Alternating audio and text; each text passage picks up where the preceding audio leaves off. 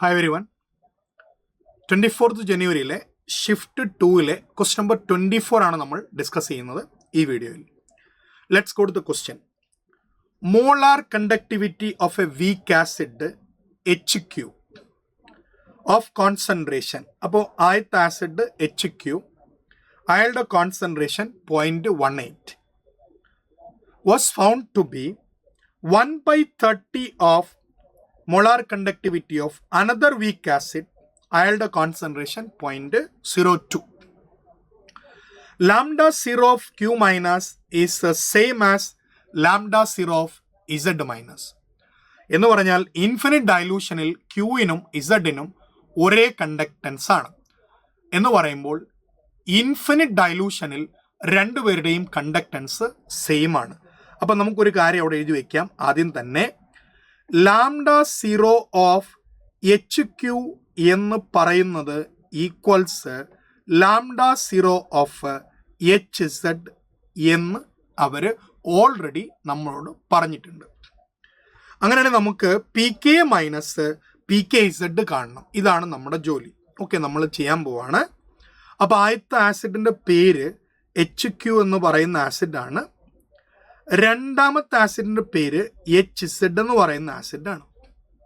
Okay, ഇയാൾ നമ്മൾ 1 എന്നും അടുത്ത ആളെ നമ്മൾ 2 എന്നും വിളിക്കുന്നു. ഓക്കെ, അങ്ങനെയാണെങ്കിൽ നമുക്ക് എഴുതാം. ആദ്യത്തെ കേസിൽ we have KA is equal to K1 is equal to C1 alpha 1 square. അപ്പോൾ K2 is equal to C2 alpha 2 square.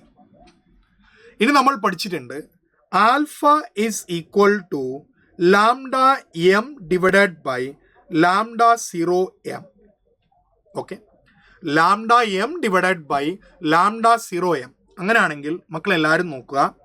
ആദ്യത്തെ കേസിൽ C1 into lambda 1 m divided by lambda 0 m square. അപ്പുറത്ത് നമുക്ക് ചെയ്യാം K2 is equal to C2 into lambda 2 m divided by lambda 0 m square. ഇങ്ങനെ എഴുതി. Okay, this is what we got. അങ്ങനെയാണെങ്കിൽ നമുക്ക് K1 divided by K2 എന്ന് എഴുതാം. നോക്കൂ, we are doing K1 divided by K2. So K1 by K2 is equal to C1 divided by C2 into. നോക്കൂ, ഞാൻ already പറഞ്ഞു ലാംഡ 0 രണ്ടുപേർക്കും same ആണ്. അപ്പോൾ ഈ ലാംഡ 0യും ഈ ലാംഡ 0യും സെയിം ആയിരിക്കും. അപ്പോൾ അങ്ങനെയാണെങ്കിൽ ബാക്കി നമുക്കുള്ളത് lambda 1 m square divided by lambda 2 m square. ഇനി നമ്മുടെ കയ്യിൽ അവർ കുറച്ച് കാര്യങ്ങളൂടെ തന്നിട്ടുണ്ട്, അത് നമുക്ക് എടുത്തുകൊണ്ടുവരാം.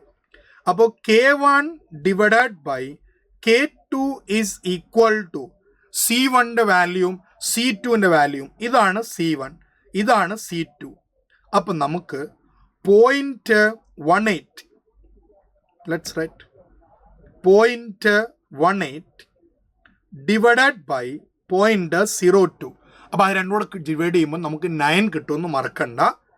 ഇൻറ്റു അടുത്ത വാല്യൂ, അടുത്ത ലാംഡ 1ൻ്റെ നോക്കൂ, ലാംഡ 1ൻ്റെ മോളാർ കണ്ടക്ടിവിറ്റി 1/30 ആണ് രണ്ടാമത്തേനെ അപേക്ഷിച്ച്. ഓക്കെ, 1/30 ആണ് രണ്ടാമത്തേനെ അപേക്ഷിച്ച്.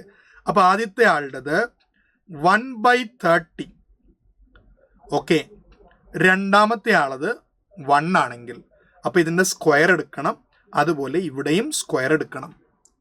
Okay, let's do that next step. അങ്ങനെയാണെങ്കിൽ നെക്സ്റ്റ് സ്റ്റെപ്പ് മക്കളെ K1 divided by K2 is equal to 9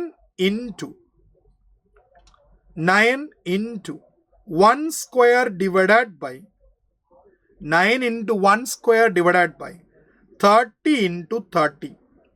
So again K1 divided by K2 is equal to 1/100.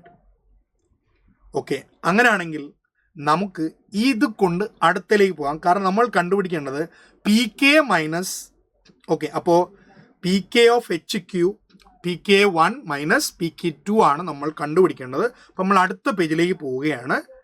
k1 divided by k2 is equal to 10 to the power minus 2.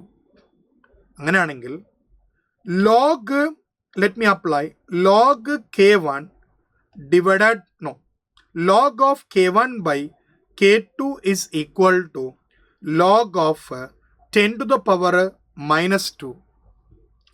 അങ്ങനെയാണെങ്കിൽ log k1 minus log k2 is equal to log of 10 to the power minus 2. അങ്ങനെയാണെങ്കിൽ minus വെച്ച് multiply ചെയ്യുന്നു. Minus log k1 minus of minus log k2 equals minus 2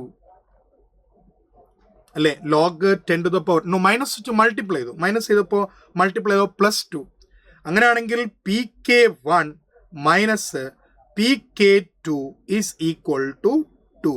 So your final answer for this particular question is 2. Thank you.